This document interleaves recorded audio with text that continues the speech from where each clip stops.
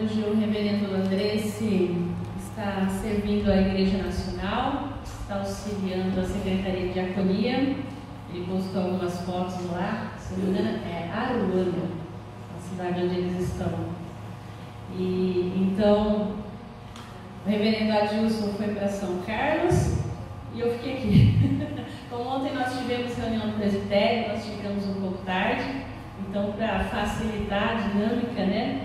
Então nós fizemos essa troca de púlpitos. No entanto, peço perdão para os irmãos de antemão, em São Carlos nós estávamos fazendo uma série de mensagens sobre o Pai Nosso, e hoje seria a última mensagem lá. Eu pensei em preparar uma outra para cá, mas eu creio que Deus também falará sobre essa, então eu vou gravar aqui, mandar para os irmãos de São Carlos depois. E se os irmãos quiserem acompanhar desde o início, na nossa página da IPI de São Carlos no YouTube, tem as meditações versículo por versículo. Então eu vou ler o texto todo, de Mateus 6, do 9 a 13, mas a nossa meditação hoje vai ser focada no verso 13, tá? Mas então Mateus 6, do 9 ao 13, eu sei que você conhece de cor, mas vamos lá. Portanto, vós orareis assim: Pai nosso que estás no céu, santificado seja o teu nome, venha o teu reino, faça-se a tua vontade, assim na terra como no céu.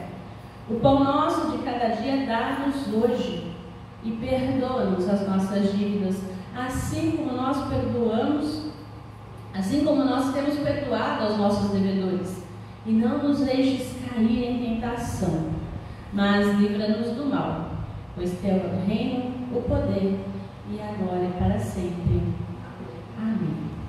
É um texto bem conhecido e, como eu falei, a gente vai focar hoje no 13, que seria a última mensagem lá da congregação, e é um encerramento, mas eu sei que, de certa forma também, quando Jesus nos ensina a orar, que não nos deixe cair em tentação, mas livra-nos do mal. Eu não sei se você já parou para pensar, e aqui para vocês não é o encerramento, é o começo, né? Espero que vocês queiram lá ver o resto, mas existem duas questões polêmicas nessa súplica. A primeira diz respeito ao significado de cair em tentação, e a segunda a respeito da necessidade de escolhermos a melhor tradução. É mal ou maligno? Nossa Bíblia diz para livrar-nos do mal, né? Mas que mal é esse? E aí é que eu vou começar pela segunda questão, então.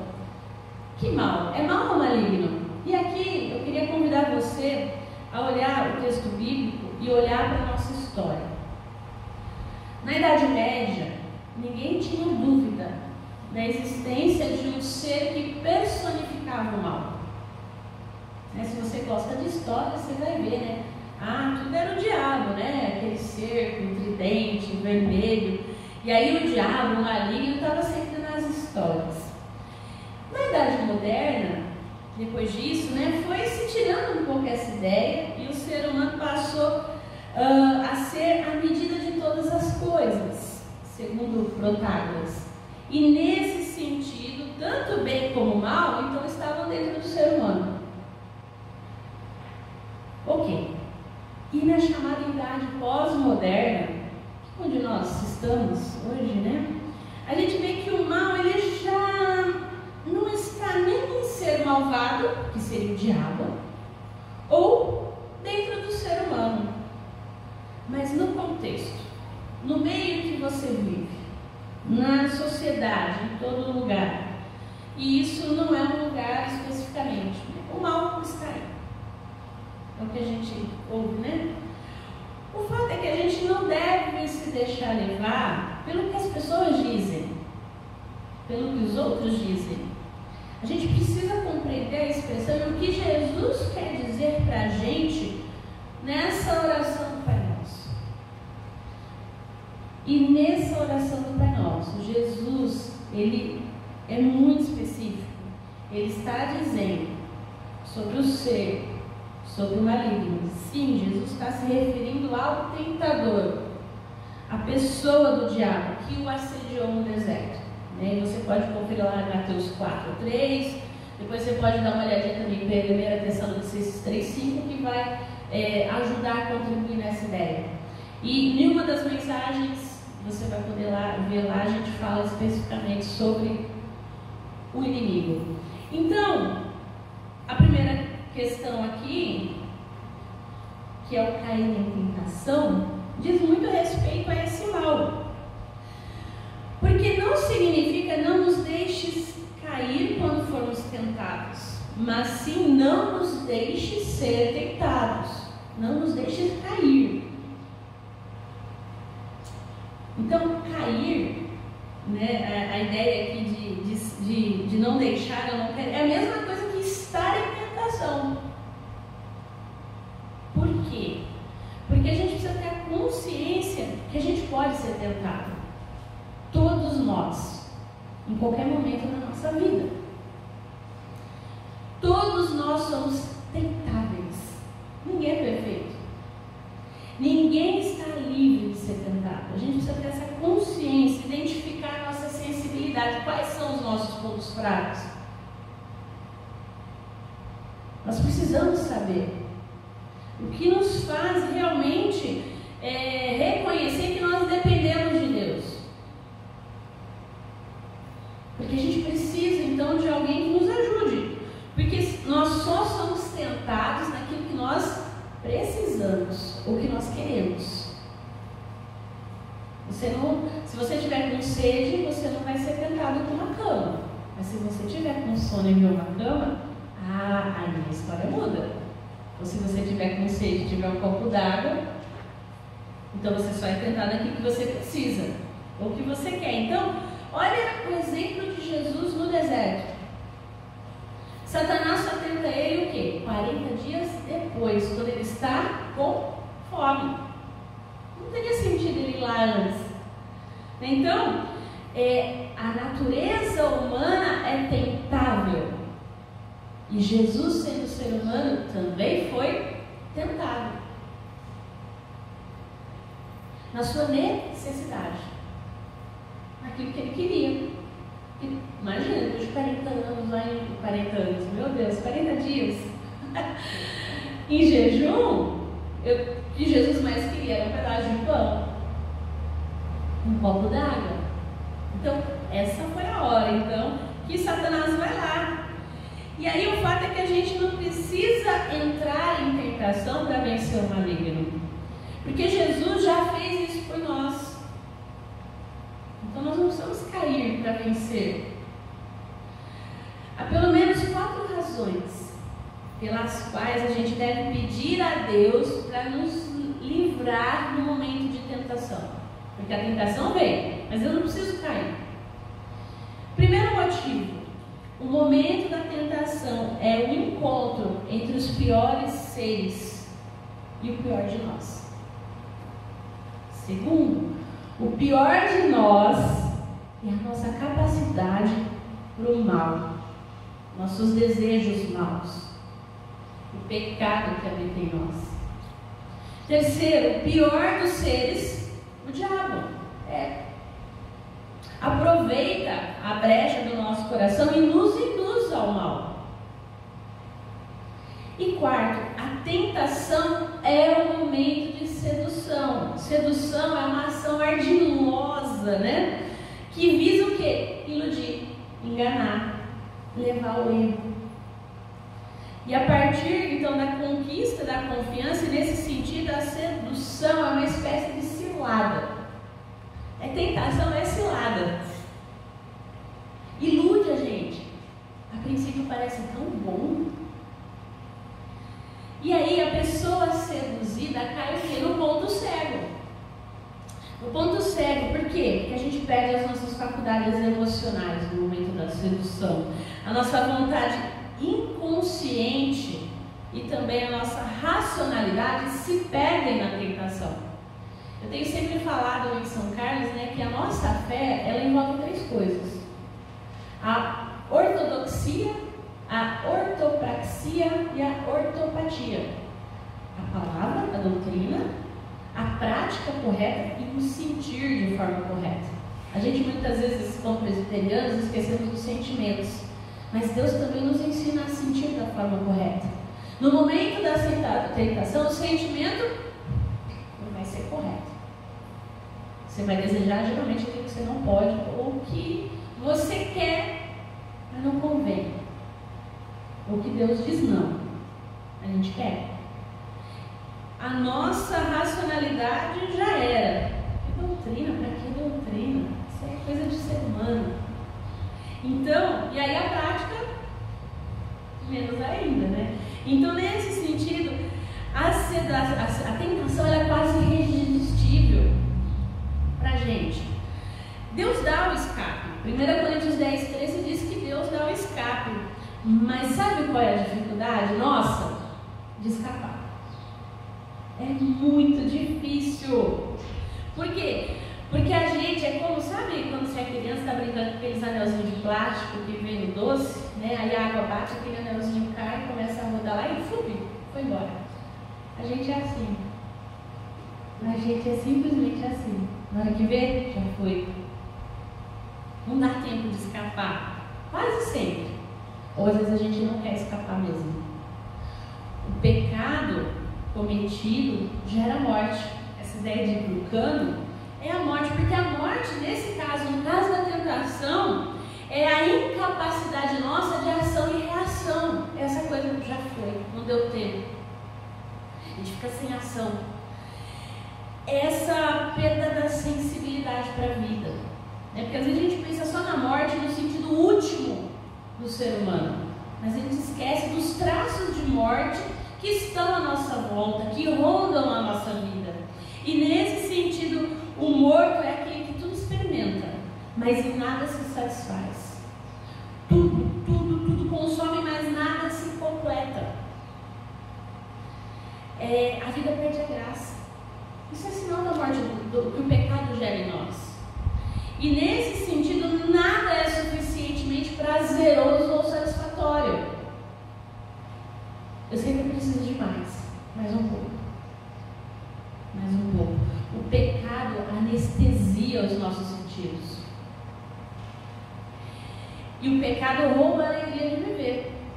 Porque na hora que você se dá conta, você se entristece. E essa tristeza, quando a gente é filho de Deus, é o Espírito Santo dizendo que a gente tem que se arrepender.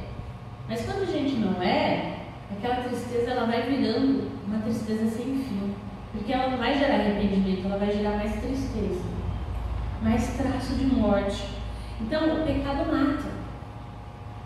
E o morto, nesse sentido aqui, é sinônimo de entediado, perde o apetite, perde a vontade, começa também a adquirir uma certa aversão daquilo que antes ele tinha vontade. Então, de repente, no começo era bom, mas depois parece que você pega nojo, não é mais tão legal. Então, não se esqueça dessa súplica do livramento do maligno e da tentação. Porque, mais uma vez eu falo, o momento da tentação é o encontro entre o pior dos seres e o pior de nós. A tentação é o momento da sedução. Deus dá o escape? Dá. Mas a gente quase sempre não consegue escapar. E por isso a tentação é quase irresistível. E nesse sentido, o pecado cometido gera morte.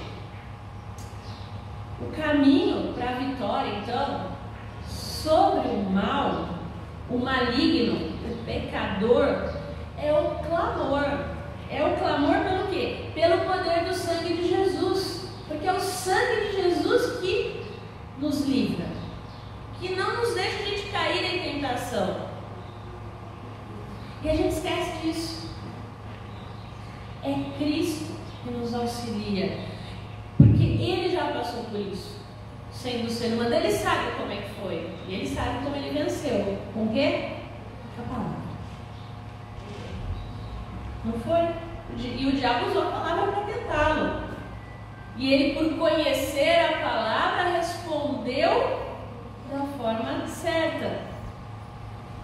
Ou seja, a ortodoxia, a doutrina correta. Porque eu também posso usar a palavra para pecar. Foi isso que o diabo fez. E muitas vezes a gente também usa isso por isso. A gente usa até os argumentos, né? Claro que a gente usa o texto fora do contexto para virar pretextos. Mas a gente, em certo momento, a gente também é ardiloso quando a gente quer. E a luz para todo pecado, para essa morte, é Cristo. E basta o quê? Clamar. Clamar por Jesus. Deixar Jesus realmente ser Senhor sobre as nossas vidas. E o Senhor muitas vezes vai falar, não faça isso. E você vai falar, eu queria fazer. E Ele vai dizer para você nessa conversa, no momento de oração, é bom? É agradável? Vai te dar prazer? Vai glorificar o meu nome? O que você quer para a sua vida? Que tipo de homem, que tipo de mulher você quer ser? Então pensa direito. E se mesmo assim você estiver lá muito mais propenso, clama o sangue de Jesus. Senhor, em nome de Jesus, me ajuda, eu não quero. Uma parte de mim quer, para falar a verdade, uma parte de mim quer. Vamos ser honestos, Deus. Olha, eu queria muito. Mas não vai me glorificar. Glorificar o teu nome através da minha vida, aliás. Não vai me beneficiar em nada. Porque o pensamento correto vai me levar. O que vai dar se eu cair nessa tentação? A gente, eu e você, a gente conhece muitos cristãos que caíram em diversas tentações na vida. Seja adultério, seja pegar o dinheiro de forma indevida de amor. Vamos pensar nesses maiores e mais visíveis. Você lembra o que aconteceu com eles, com elas? Foi bom o resultado final? A pessoa pode ter sido restaurada, mas a dor e o sofrimento que cair em tais tentações provocou, não vale a pena. A gente vive em comunidade, a gente precisa também olhar para essas coisas, que essas dificuldades, não apenas apontar, mas olhar para a nossa vida e de repente olhar e falar assim, ter a consciência, Senhor, a pessoa quer me pecado, eu sei que eu posso cair também. Não me deixa cair nessa tentação, me livra desse mal. A gente esquece de ver essas situações e orar e pedir dessa forma. Mas é isso que nós precisamos fazer, que nós devemos fazer e que vai nos edificar. E, por fim, esse texto que você vê aí entre colchetes no texto bíblico, alguns exegetas dizem que são acréscimos posteriores, né? Mas o que acontece? Em alguns manuscritos esse texto está, em outros não. Por isso que ele está aí entre colchetes no texto bíblico, tá? Mas a gente entende que é a inspiração do Senhor. Então, por consenso, como a maioria dos manuscritos tem esse texto, manteve-se o texto. Alguns, então, manuscritos do Evangelho de Marcos, Mateus, não tem. Tá? Então, por isso esse colchete. Mas o poder, o reino, o poder e a glória. Então, por fim, Jesus nos ensina a oração que implica a convicção de que tudo pertence a Deus. O reino, o poder e a glória. E aí, a gente ora sempre ao Deus que tudo tem, que tudo pode e que tudo é. Quem assim não crê, não tem por que orar. Ou pior ainda, não tem para quem orar.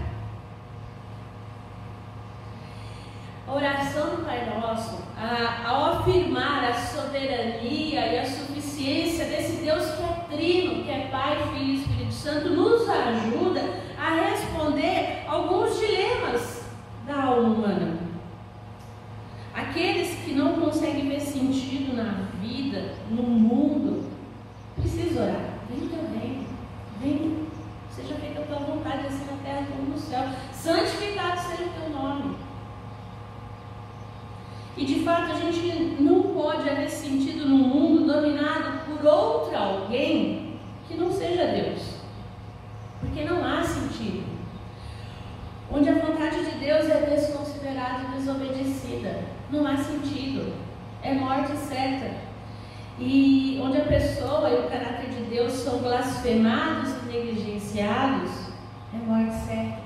Quem vive, e aqui não sei se você vive algumas vezes, mas quem vive com a sensação de que alguma coisa está fora do lugar, que a vida é injusta e que muitas coisas que não deveriam acontecer acontecem, e coisas que deveriam acontecer não acontecem, está certo.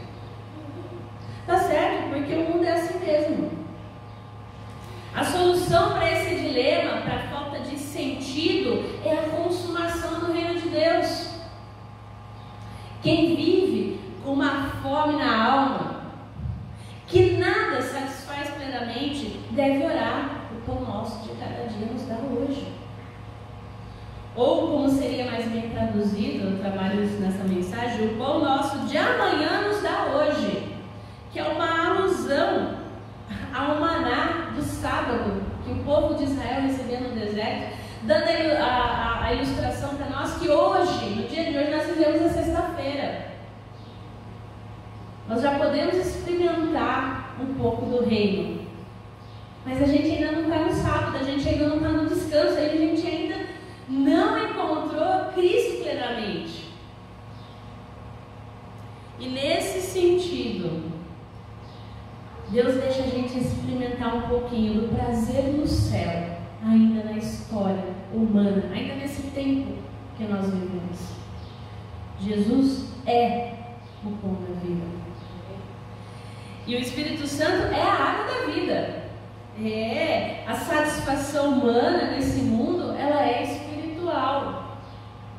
Tudo que existe fora daqui, tudo que o dinheiro possa comprar, não satisfaz ser humano. Tudo que a gente possa fazer, querer, não satisfaz o ser humano plenamente. Existe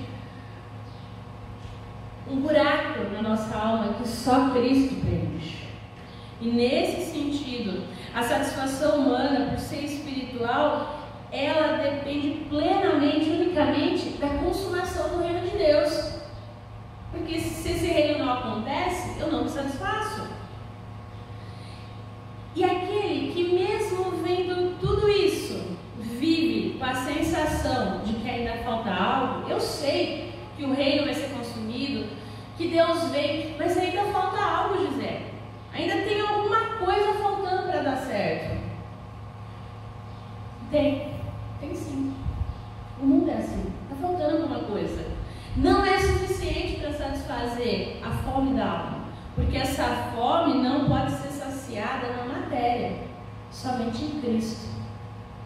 Os que vivem esmagados pelo peso da culpa, pelas suas imperfeições, ou pelo fato de terem sido feridos pelas imperfeições dos outros, porque muitas vezes nós somos feridos, mas algumas vezes também nós ferimos e vice-versa. Por isso que a gente precisa orar. Pai, perdoa as nossas dívidas assim como nós perdoamos os nossos devedores. É impossível que pessoas vivam sem que, cedo ou tarde, contraiam dívidas impagáveis umas com as outras. E nesse sentido, só o perdão resolve. Só o perdão. Porque nunca vai ser suficiente o que a gente possa fazer para tentar reparar uma dívida, alguma coisa que a gente fez ou que a gente recebeu de alguém. E quem vive preso na relação pecado e culpa, porque tem muita gente presa nisso, né? E não consegue deixar de ferir ou superar, seja por si mesmo, as feridas que lhe causaram, tá certo. A gente não consegue. A gente vai ser machucado o tempo todo. E a gente não consegue superar sozinho essas feridas, esses traumas que a vida nos trouxe. Não tem como. O mundo é assim, os relacionamentos não duram para sempre. Os relacionamentos mudam. Eles mudam. As pessoas só aprendem a se relacionar de verdade quando aprendem a perdoar e liberar perdão. Isso Deus nos ensina através de Cristo Jesus. É muito sério isso. Porque às vezes a gente faz uma leitura, né? Vou abrir um parênteses aqui, de que o perdão é continuar tudo como era antes. E não é. Quando Adão e Eva pecou, Deus expulsou eles do paraíso. O relacionamento não foi mais o mesmo. Mas Ele preparou Cristo Jesus para que houvesse o quê? Redenção, para que o ser humano pudesse estar de novo com Deus, estar na sua presença, de uma forma totalmente nova, totalmente redimida. É isso que o perdão faz. Ele transforma os relacionamentos em algo muito melhor do que era antes. Restaurados, fortalecidos. E algumas vezes, talvez, não mais convivendo juntos. Porque às vezes a gente tem a culpa, né? Eu perdoei, mas a vida eu não consigo mais como era antes. Você não vai conseguir. Até porque você não é Deus. E Deus só pode fazer isso porque Cristo tomou sobre si a ira do pecado que feriu a santidade de Deus, a honra de Deus. O perdão, como eu falo na mensagem, o perdão está mais ligado à questão de honra, de sentimento, que são coisas que por mais que seja, não é justiça. Porque o perdão não é o contrário de justiça, é o contrário de vingança. É eu abrir mão de me vingar. E o perdão não significa justiça. Porque se fosse por justiça, nós não estaríamos na presença de Deus. Foi graça. O perdão é graça, é presente, é dádiva. E por fim, e finalmente, os que vivem amedrontados então pelo mal, porque diz, então você está afirmando que existe um ser maligno. Existe. O mal graça no nosso meio, na nossa sociedade. Abre o jornal, lê as notícias. Abre o jornal, agora é meio assim, né? Você abre a página do jornal na internet. Poucas pessoas que eu conheço têm aquela coisa de abrir o jornal, mas eu conheço uma que lê o jornal inteiro de papel ainda, tá? E gosta disso. Mas abre o jornal. O mal existe. E aqueles malvados que aderem ao mal estão à solta. O diabo está por trás de tudo isso. Está. Sim, a palavra diz que está. E ele gosta de jogar cada vez mais lenha na fogueira. Ele gosta de ver o circo pegar fogo. Muito mesmo. E a possibilidade de a gente ser afetado por esse mal, ela é real, ela existe. Porque às vezes a gente pensa, Deus me livrou, teve livramento, né? Que é uma fala comum entre os crentes. Mas e quando não houver livramento? E quando o mal nos atingir? O que pode? Não é porque a gente é crente, que a gente vem na igreja, que a gente tem um escudo protetor que protege a gente. Tem o sangue de Cristo que a gente clama? Tem. Mas a gente vive num mundo corrompido, em que o pecado pode nos atingir, sim. Mas o maior perigo de tudo isso não é o mal só em si, mas o mal nos seduzir. E sem perceber, a gente começar a ser influenciado de tal maneira que a gente se torne semelhante a ele.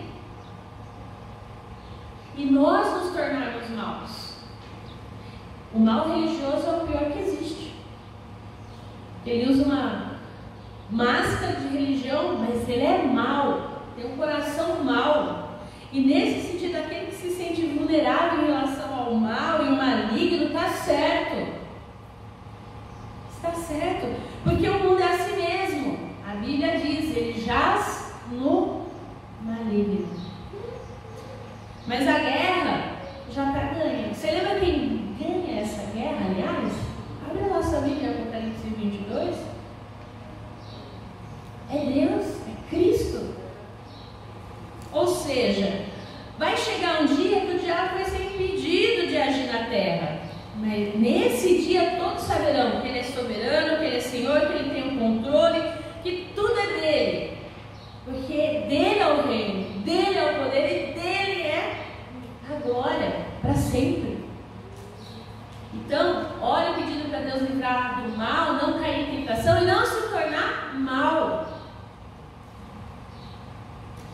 Por fim, ore o Pai Nosso. Ore o Pai Nosso tendo essa oração como modelo. Não é, quando a gente fala ore o Pai Nosso, você pode orar o Pai Nosso igualzinho está na Bíblia? Pode, deve. Mas também é um modelo para as outras orações que nós temos, que nós fazemos no nosso cotidiano, no nosso dia a dia. E aí, quando a gente diz no começo, então, que a gente pede Pai Nosso, e aí aqui eu gostaria de finalizar. Por que Pai Nosso? Porque nós somos filhos de Deus, certo? E a gente precisa se lembrar que Deus nos criou conforme a sua imagem e semelhança. E Ele nos adotou como filhos em Cristo. E efetuando uma mudança radical na nossa natureza. A oração implica sempre a morte do eu. A oração não é lugar para egos. Deus é Pai. É Pai Nosso. Eu abro mão da minha razão. Quando a gente ora o Pai Nosso, a gente se coloca na posição de filho. E do Pai vem a nossa identidade, quem nós somos. E é interessante porque aqui não é só aquela ideia do portador genético das características dos nossos antepassados. Porque isso nos limita culturalmente, nacionalmente falando, não é isso. Nós somos aqui, quando nós falamos que nós somos filhos de Deus, nós somos co-herdeiros com Cristo, Filho unigênito de Deus, pois nele Cristo nós somos adotados de Deus. E diferentemente da adoção humana, que confere ao bebê um estado jurídico, no qual ele passa a ser tratado como se fosse o filho biológico, desse pai, dessa mãe, a adoção divina ela vai além disso. A gente não só é tratado como filho e filha de Deus, mas a adoção divina confere a nós a mesma natureza do Pai Celeste. A nossa imagem e semelhança é restaurada em Cristo. Com Cristo nós morremos, com Ele nós fomos sepultados, com Ele nós ressuscitamos, recebendo a sua vida em nós, a fim de que com Ele vivamos e convivamos, compartilhando da sua natureza divina e todos os seus direitos como filhos de Deus. E Ele reina através disso. Nós recebemos uma nova natureza. Só que essa natureza, por enquanto, ela é espiritual. E nós vivemos a expectativa do dia que ela será consumada plenamente. E ela será física também. Porque a ressurreição de Cristo foi física. Então Deus, quando isso acontecer, vai restaurar em nós tudo. Tudo. Não é só aquela coisa espiritual, é também o nosso corpo. Nós vamos receber novos corpos, seremos transformados. Essa é a nossa expectativa. As nossas faculdades mentais, acionais, de sentimento, tudo isso vai ser restaurado em Cristo. Ele vem. Enquanto Ele não vem, eu gostaria de te lembrar o que C.S. Lewis disse, que esse mundo é um território ocupado pelo inimigo. Sendo que o Rei justo e verdadeiro desembarcou disfarçado e nos convida a todos e a todas a uma grande campanha de sabotagem. Todos os que creem, ora, venha o teu reino, pois o reino é dele, a glória é dele e o poder é dele. Nós estamos aqui para sermos luz, para sermos salvos, para sabotar a obra do inimigo, e que a gente possa ser bem sucedido nisso. Que Deus nos ajude. E Ele faz isso também quando nós nos juntamos para celebrar a ceia do Senhor. Quando a gente celebra como igreja esse momento, nós temos que Cristo Jesus se faz presente e que aqui Ele alimenta a nossa fé e nos fortalece para viver o dia mau. Porque o dia mau vem, o maligno está espreito, mas eu não preciso e não devo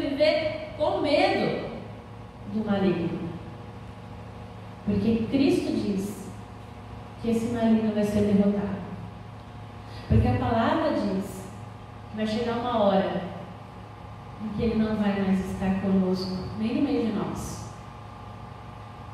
Enquanto isso não vem, que a gente possa ser alimentado, edificado através da ceia do Senhor, que nos traz à memória o que Deus fez, o que Deus faz e o que Ele irá fazer. Esse é o momento que a gente alimenta a nossa fé, a nossa esperança, que a gente se enche de Cristo para viver. Então, nesse momento, nós vamos ficar, eu convido quem puder ficar em pé, os presbíteros para me ajudar, o Marco e a Meire, eles vão entregar os elementos, nós vamos estar cantando enquanto isso, então eu convido você a segurar contigo o pão e o vinho, no momento oportuno, nós cearemos juntos.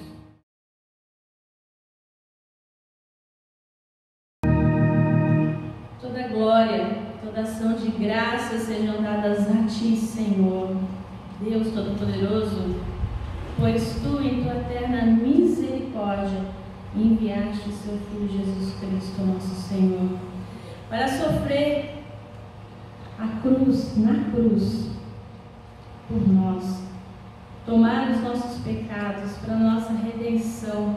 Ele que se ofereceu de uma vez por todas como um sacrifício perfeito e suficiente pelo perdão dos nossos pecados, de toda a humanidade. Graças te damos nessa hora, Senhor, pois Tu estendes a Tua graça até nós, através desses elementos. Obrigada porque o Senhor instituiu o sacramento do pão e do vinho para que celebrássemos a comunhão com Teu corpo e Teu sangue em memória do Seu sacrifício, o qual agora nos achegamos à Tua santa mesa para celebrar. Rogamos, Pai, envia sobre nós nessa hora o Teu Santo Espírito que santifica essas ofertas do pão e do vinho, de modo, Senhor, que ao participarmos todos juntos dessa ceia, cumpra-se em nós a Tua palavra e partilhemos verdadeiramente da comunhão do corpo e do sangue do nosso Senhor Jesus Cristo. Que nós possamos sair desse momento edificados e fortalecidos por Cristo Jesus. Amém. A palavra do Senhor nos diz que antes de ser traído, na noite em que foi traído, ele tomou um pão. Ele deu graças aos seus discípulos e partiu e disse a eles: isso é o meu corpo, é partido por vós. Fazei isso em memória de mim. De semelhante modo, após haver ceado, ele tomou o cálice e disse: esta é a nova aliança do meu sangue. Fazei isso todas as vezes que vocês beberes. Fazei isso em memória de mim. Que nós possamos nessa hora fazer em memória de Cristo. Então eu convido você a comer e beber em Cristo Jesus.